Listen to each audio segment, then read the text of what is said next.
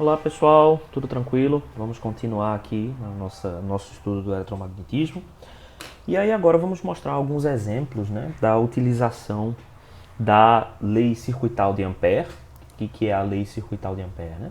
Ela fala que a circulação de H ao longo de uma linha fechada, será igual à corrente envolvida por essa linha. Né? A gente também pode expressar essa corrente envolvida pela linha como uma integral na superfície da densidade de corrente. Né? Integral JdS.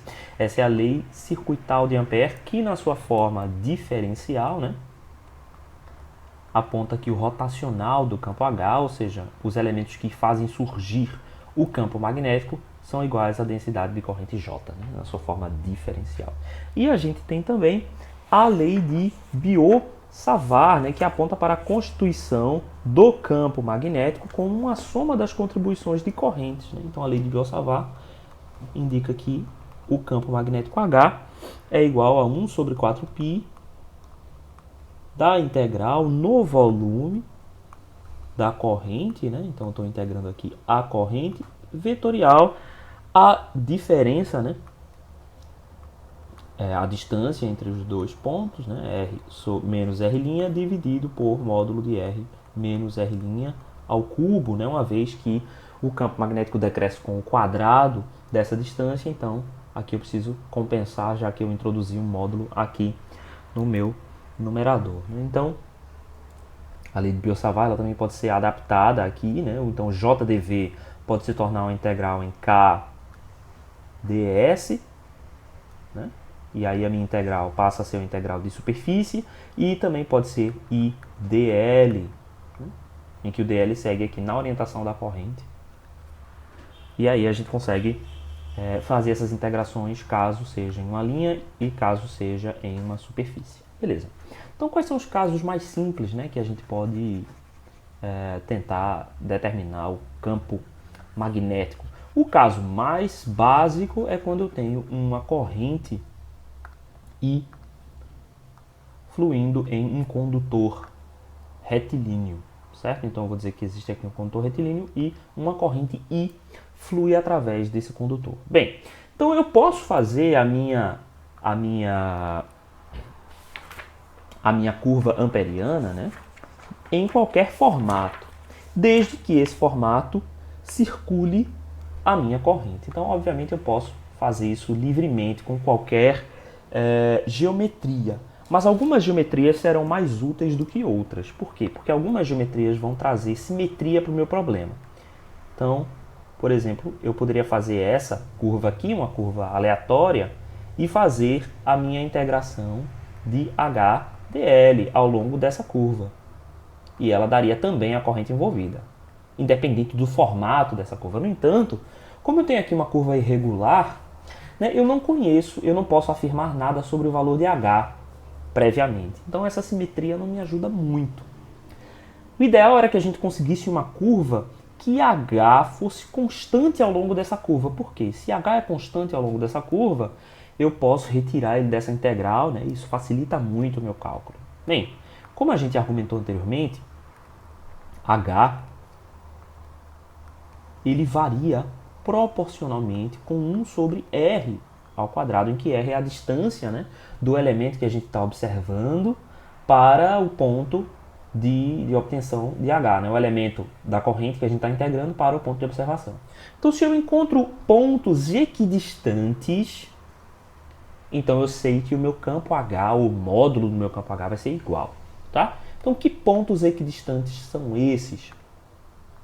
Eu posso obter essa distância se eu quero, por exemplo, calcular aqui, vamos pegar uma outra cor, eu quero calcular o campo magnético H aqui, neste ponto, e eu quero usar, né, a lei circuital de Ampère, eu posso encontrar todos os outros pontos que são equidistantes a todos os pontos na corrente. Né? Então, isso invoca uma simetria cilíndrica. Então, a minha curva amperiana, ela será um círculo. Deixa eu arrastar ele um pouquinho mais para dentro. Será um círculo equidistante de raio A né? Cujo meu raio aqui vale exatamente o raio que eu estou medindo aqui em H. Então eu vou dizer que o meu raio aqui, ρ, é o raio do ponto de observação.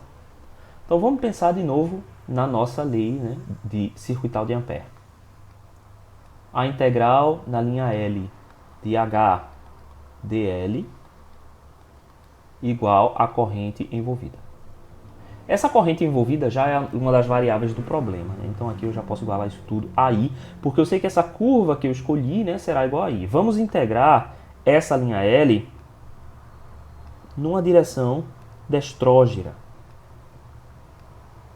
E a gente sabe, né, pela regra da mão direita e pela nossa definição lá do campo magnético, que neste ponto específico o campo magnético está entrando para o plano. Já nesse ponto específico aqui, o campo magnético está saindo do plano, né? Então aqui, se eu uso coordenadas cilíndricas, eu sei que a minha corrente vai estar na direção AZ. A minha corrente vai estar na direção AZ e o meu campo magnético estará na direção Aφ. Então eu posso dizer por simetria que o meu campo o campo magnético H será um Hφ Af. E tem esta posição específica. E qual é a minha linha de integração, né? Eu estou integrando ao longo desta curva. E aí os incrementos infinitesimais dessa curva serão ao longo de φ, né? Só que o meu incremento aqui em φ será o arco. Então, ρ de φ. Esse cara daqui é o meu dl, né? O módulo do dl. Então eu sei que o dl vetorial será ρ de φ a φ. Então eu estou fazendo aqui a integral de 0 a 2π de H interno dl. Então, Hφ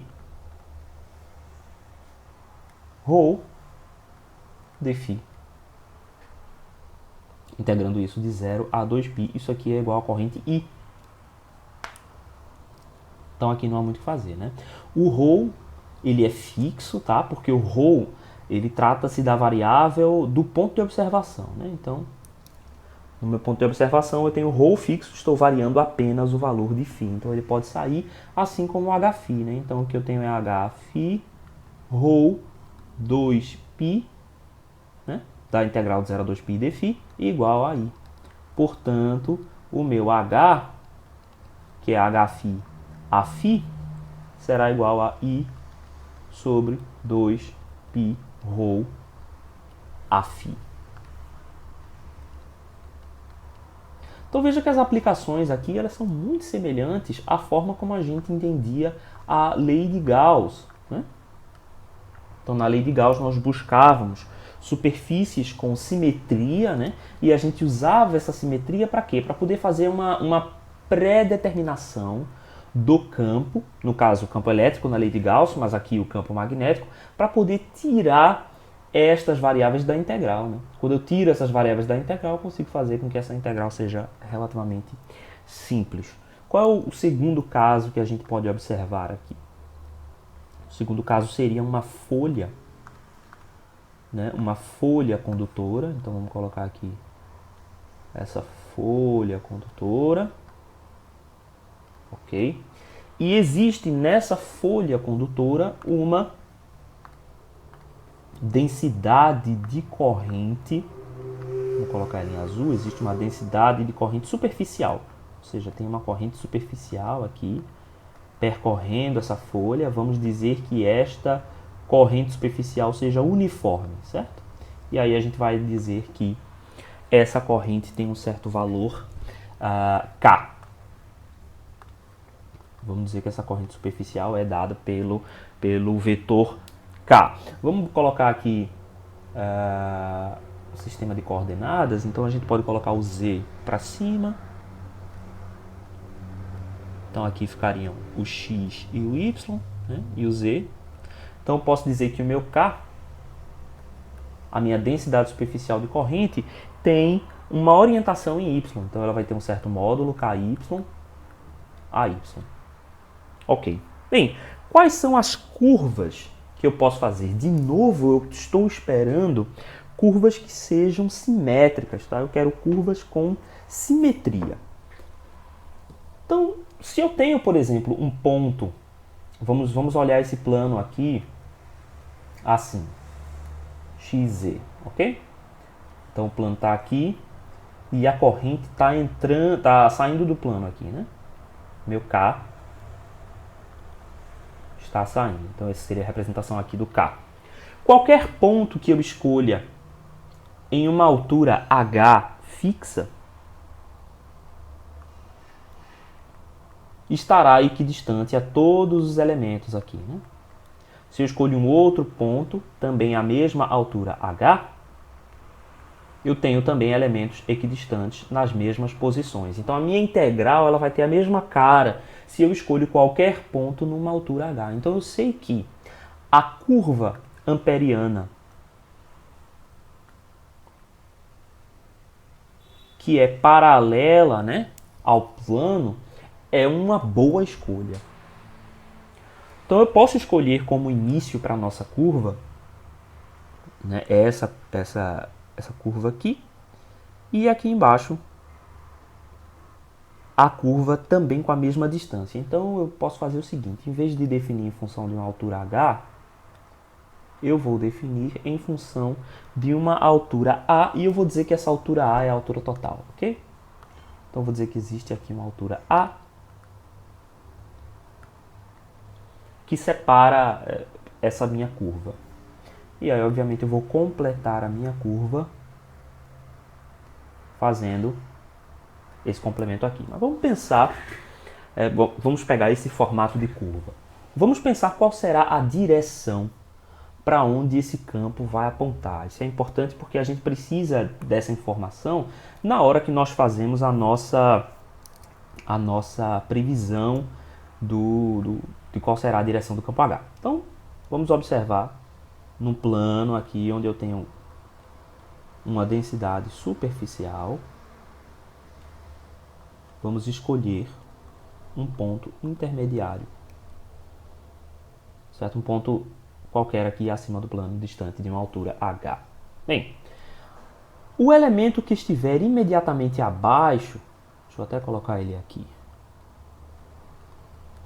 O elemento que estiver imediatamente abaixo, pela regra da mão direita, irá criar uma componente DH nessa orientação, né? Então, se você pega a sua mão direita, coloca o polegar no sentido da corrente, você vai ver que naquele ponto seus dedos apontam nessa direção, né? No ponto de observação, seus dedos apontam nesta direção. Então, seria uma direção aqui menos AX para o DH, né? Ou, desculpa, menos AX não, a direção AX, ok?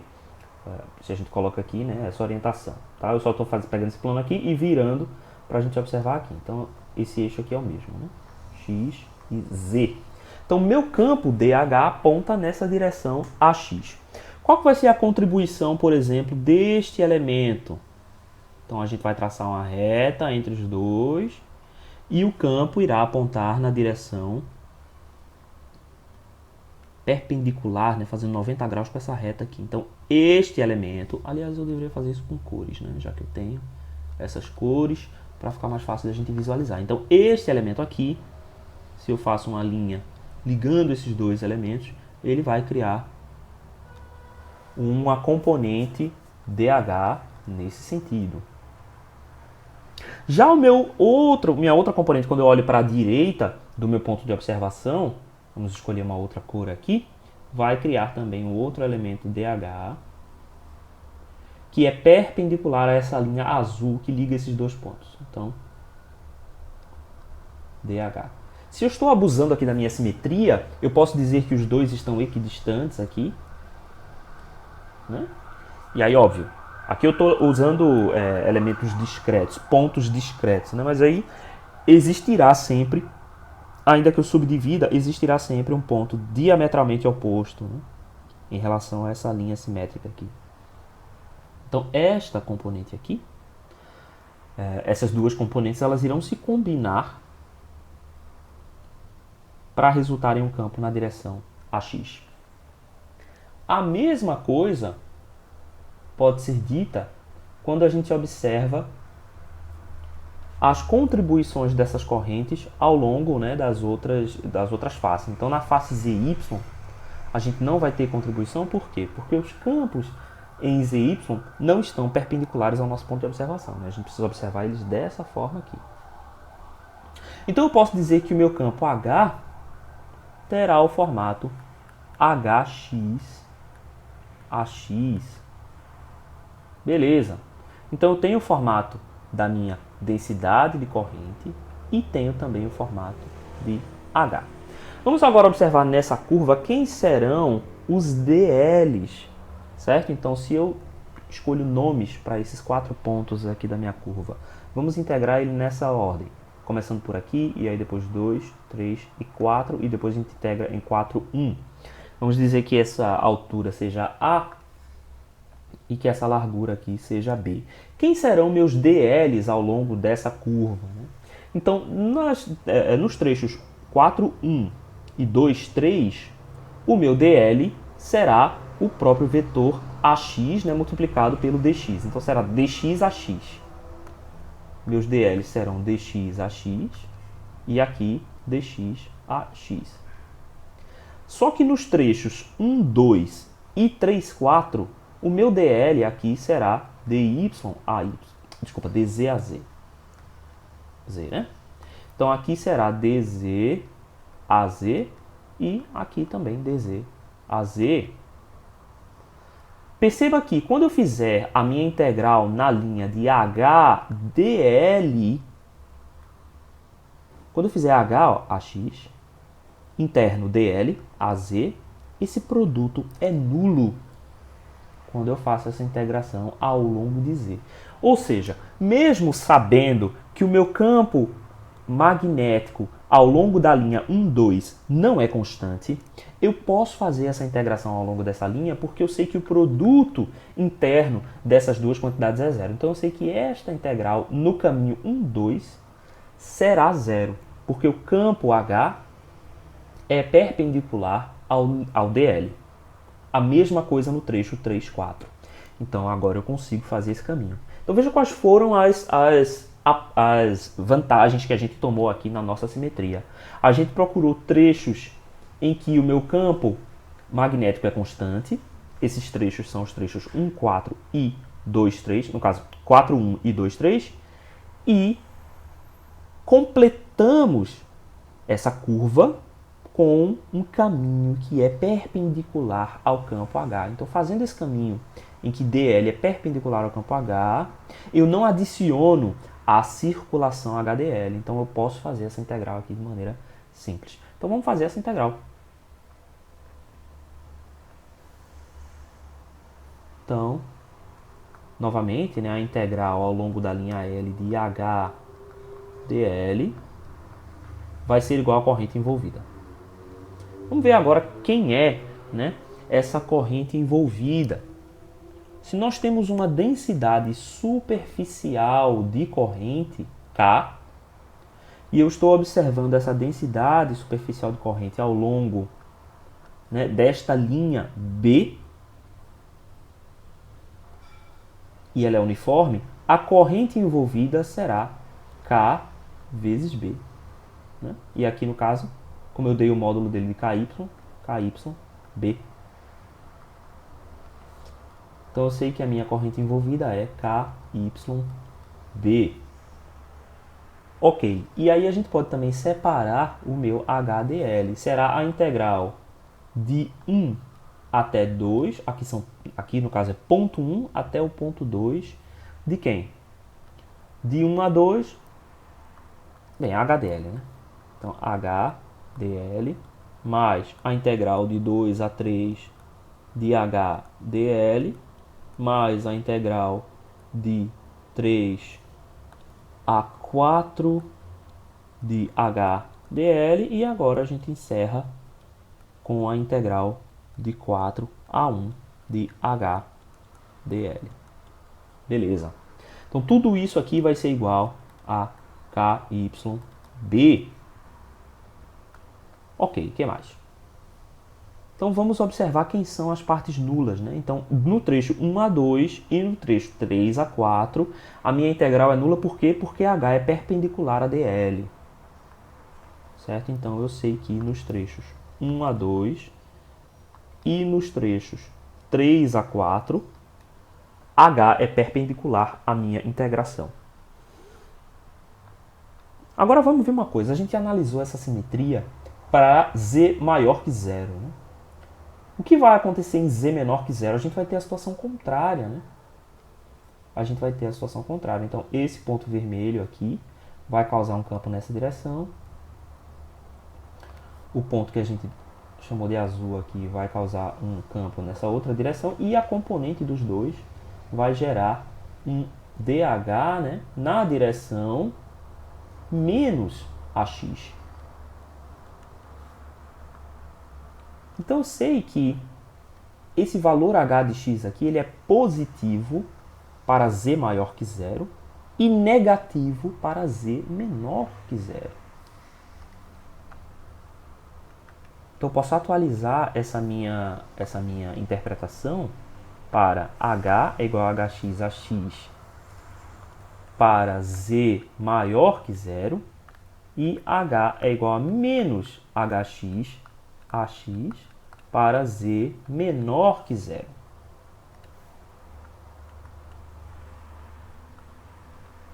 Então, dessa integral aqui, ó, o que resta para nós? Essa integral aqui vai ser a integral ao longo da curva 2, 3. Vamos observar aqui a curva 2, 3. Então, a curva 2, 3 vai de 0. Vamos colocar a origem aqui, né? Então, vamos dizer que aqui é o meu x igual a 0. E aqui, então, portanto, será x igual a b. Então, ele vai de 0 a b. Aliás, eu estou fazendo no sentido contrário, né? Eu estou apontando x para cá, então, na verdade, eu preciso colocar 0 aqui e b aqui. Então, 0 aqui e b aqui. Então, eu estou integrando de... Ah, meu Deus, eu escrevi a mesma coisa. 0 aqui e b aqui, né? Eu estou supondo que b é maior do que 0. Né? Então, se eu orientei x nessa direção, então, de 0 a b. Então, eu vou fazer minha integral de b a 0. Minha integral de b a 0. De quem? De h dl. O meu h é, como eu estou abaixo de 0, será menos hx a x. Então, menos hx a x. Produto interno, meu dl. Meu dl é dx a x. Então, essa é a integral 2, 3. Mais a integral no trecho 4, 1. Né? Então, no trecho 4, 1, eu estou agora integrando no sentido contrário. Então, de 0 a b. Integral de 0 a b. Do campo H, meu campo H é hx a x, certo? Então, hx a x, produto interno dx a x. Lembrando que o meu dl eu sempre ponho na parte positiva, porque a orientação da integração em dl eu coloquei nos limites. Tá? Então aqui eu integrei de b a 0 e aqui eu integrei de 0 a b. Então eu não preciso colocar aqui menos dx a x. Isso seria negar duas vezes, inverter duas vezes. Né? Isso tudo aqui é igual a ky vezes b.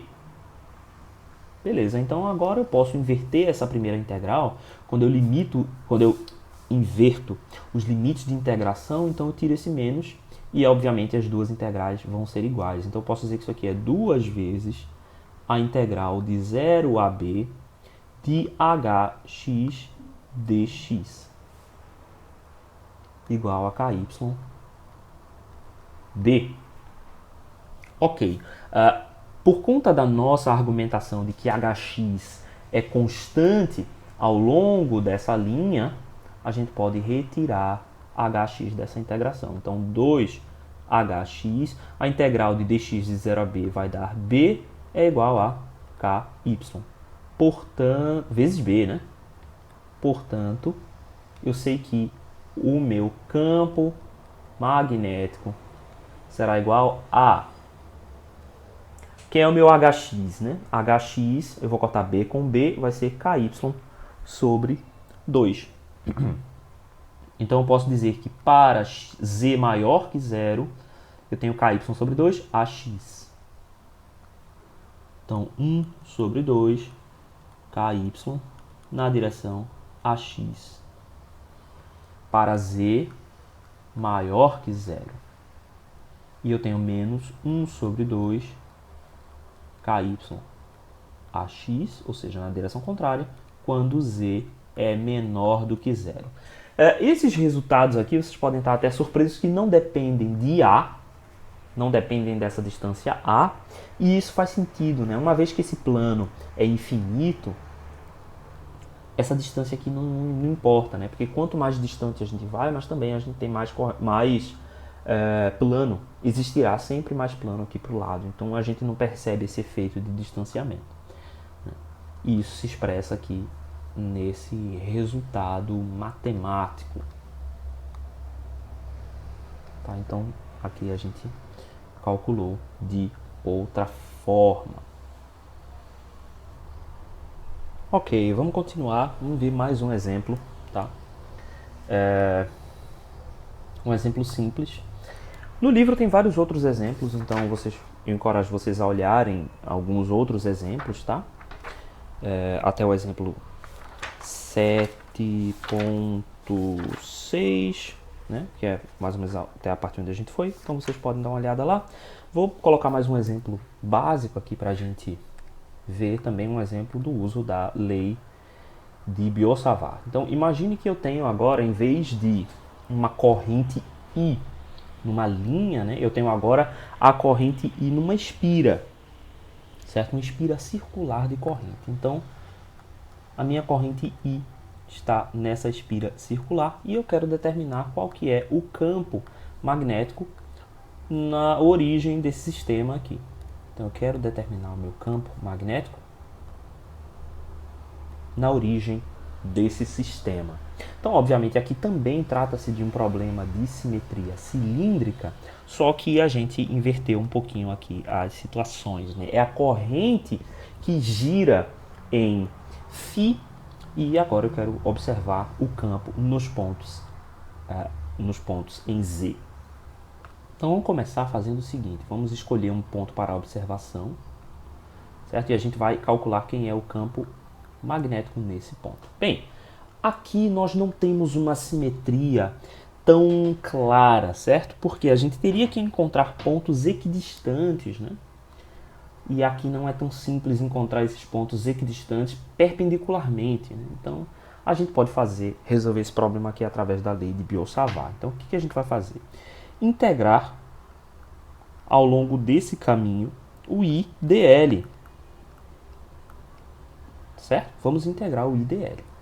Então vamos fazer aqui o nosso sistema de coordenadas. Então vamos colocar a origem aqui, portanto essa distância aqui será o meu vetor R'. Por que ele vai ser o meu vetor R', né?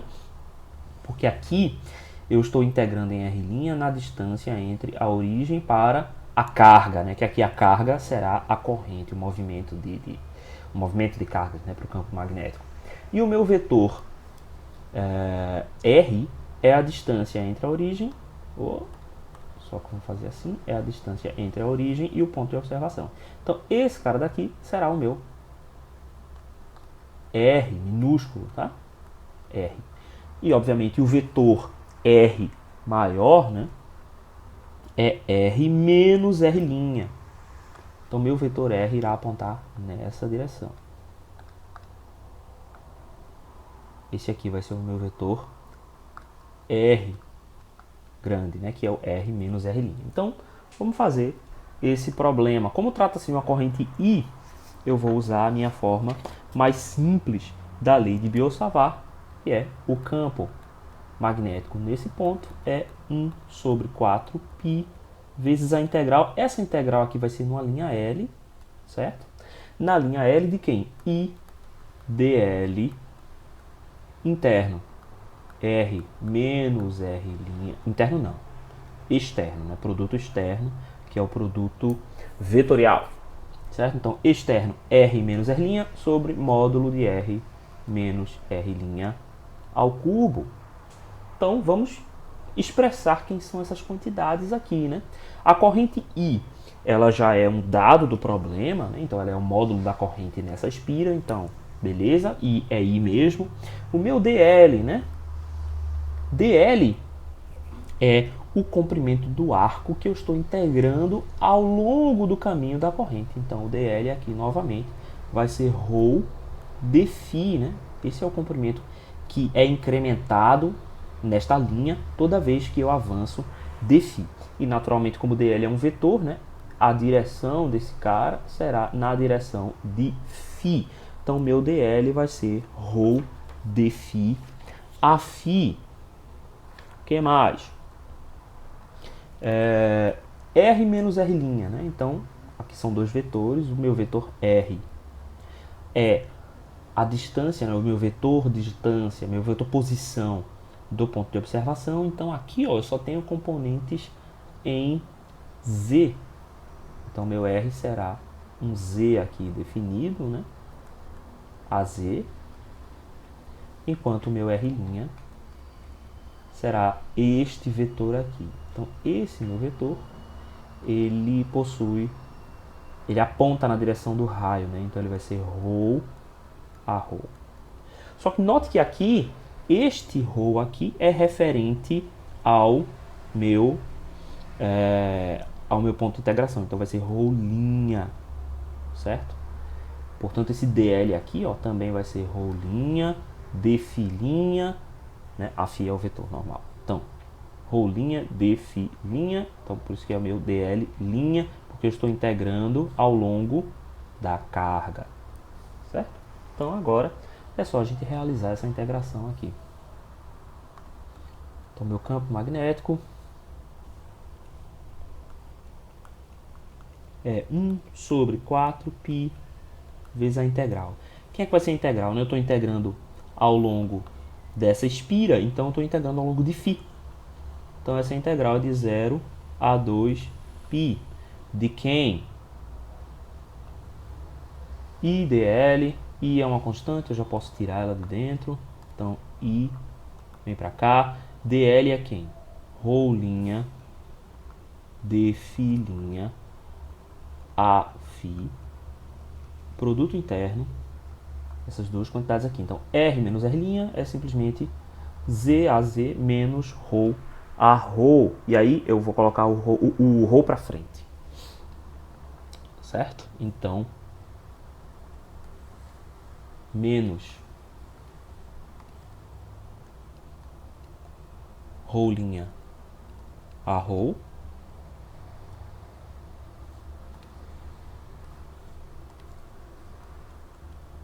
mais Z a Z, tudo isso dividido pelo módulo ao cubo dessa distância, né? Então esse módulo ao cubo eu posso expressar como ρ' ao quadrado mais Z ao quadrado, tudo isso elevado a 3 meios. Deixa eu desenhar aqui melhor. Z ao quadrado. Beleza, então aqui a gente pode fazer a distribuição, né, do meu vetor e encontrar aqui quem são esses integrandos, tá? Então vamos fazer isso. I sobre 4π integral de 0 a 2π. Aqui vamos colocar o denominador. ρ' ao quadrado mais Z ao quadrado 3 meios. Vamos ver aqui. O meu primeiro produto vai ser φ vetorial a ρ. Então vamos lembrar dessa regrinha, né? Eu tenho na minha ordem destrógera ρ φz. Então a ρ vetorial a φ é igual a AZ. Se eu tenho a φ vetorial a ρ, eu estou fazendo no sentido contrário, né? Então, a φ vetorial a ρ vai ser igual a menos AZ. Então, esse meu produto aqui vai dar menos AZ. Como eu já tenho menos aqui, então vai ficar aqui ρ' ao quadrado, certo? Então, esse ρ' vezes o ρ' do módulo desse outro vetor aqui, certo? dφ', ρ' ao quadrado, dφ', e esse produto aqui vai dar menos AZ. Aqui, como eu já tenho menos, eu vou absorver esse menos. Então, AZ. Beleza. Essa é a minha primeira integral. Então, eu já posso até fechar esse esquema aqui. Vou colocar isso mais para cá. Vou colocar essa linha aqui. E essa é a minha primeira integral. Pronto. Mais a integral de 0 a 2π do meu outro produto aqui, né? Então, o meu denominador é o mesmo. ρ' ao quadrado mais z ao quadrado, 3 meios. Quem é o meu numerador aqui no segundo caso? Então, estou fazendo φ vetorial z, φ vetorial a z, né? Então, se a gente olha aqui na nossa regrinha, é mais simples, né? Φ vetorial a z é diretamente a ρ. Então, aqui esse segundo produto vai dar na direção a ρ. Então, quem é que vai ser? Ele vai ser ρ' z dφ' a ρ. Ok. Vamos parar para pensar nessas duas integrais, ok? Quem é que eu estou integrando aqui? AZ, na minha primeira integral. Então, AZ, ele é constante, ele não depende de φ. Certo? Ele não depende de φ. AZ, em qualquer posição de φ, AZ aponta sempre para cima, né, na direção Z. Já a ρ, eu não posso falar a mesma coisa, né? Porque a ρ, ele aponta sempre para fora, tá? Então ele está apontando aqui para fora, a ρ. Imagine agora que eu estou integrando a ρ ao longo desta linha. Para cada valor de a ρ, para cada ponto específico de a ρ, eu terei um ponto diametralmente oposto que aponta na direção contrária. Então a soma dessas duas componentes será zero. E perceba que 2 a 2, a soma das minhas componentes serão sempre zero, né? Veja que elas serão zero mesmo, porque o meu integrando é sempre constante. O meu integrando depende de ρ', que é constante, né? Já que a minha espira tem um raio fixo. O valor de z é constante, né? Porque eu estou observando z aqui nesse ponto. Então, o meu ponto é fixo, z. Não depende de φ, obviamente, né? Então, todos esses valores aqui, ó, ρ' vezes z sobre ρ' ao quadrado mais z ao quadrado, 3 meios, elevado a 3 meios, tudo isso é constante. Então, o módulo do meu vetor infinitesimal é sempre constante. Então, portanto, eu terei nesta integral, como eu estou integrando ao longo de φ, uma anulação de a ρ. É como se eu estivesse fazendo isso aqui, ó. Integral de 0 a 2π de dφ a ρ. E essa integral aqui é igual a zero. Todos os constantes saem, né? E essa integral é igual a zero. Porque eu estou girando a ρ em torno de φ. Então, portanto, esta minha segunda parcela, a minha segunda integral, será nula por conta dessa condição da rotação. Então, eu sigo com a minha primeira parcela. Então, I sobre 4π. Como a gente argumentou, nós estamos integrando em relação a φ e todos os outros integrandos, né, são constantes. Então, tudo sai dessa integral. Então, ρ' ao quadrado sobre ρ' ao quadrado mais z ao quadrado elevado a 3 meios. Todo mundo sai daqui. AZ e sobra a integral de 0 a 2π de dφ'. Então, essa integral aqui, naturalmente, vai dar 2π. Portanto, eu consigo determinar quem é o meu campo magnético em todos os pontos do espaço, né? Então, meu campo magnético em todos os pontos do espaço será igual a I sobre 2 vezes ρ ao quadrado, sendo ρ o raio, né, da minha espira, então vamos colocar aqui um valor para esse raio, né?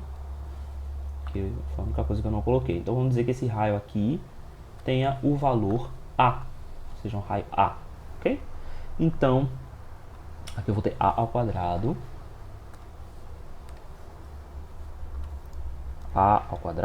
sobre A ao quadrado, né? Eu estou substituindo o meu raio na posição onde a espira está. Então, A ao quadrado mais Z ao quadrado, tudo isso elevado a 3 meios, na direção AZ. Esse é o valor do meu campo magnético. Bem, pessoal, então, essa aula aqui, esse vídeo é uma aula rápida, só para a gente mostrar, né, alguns usos dessas duas leis, os mais básicos, mas, como eu falei para vocês, no livro tem mais. Então, durante essa semana, tentem dar uma lida nesses exemplos para que vocês possam visualizar e tentar compreender, certo?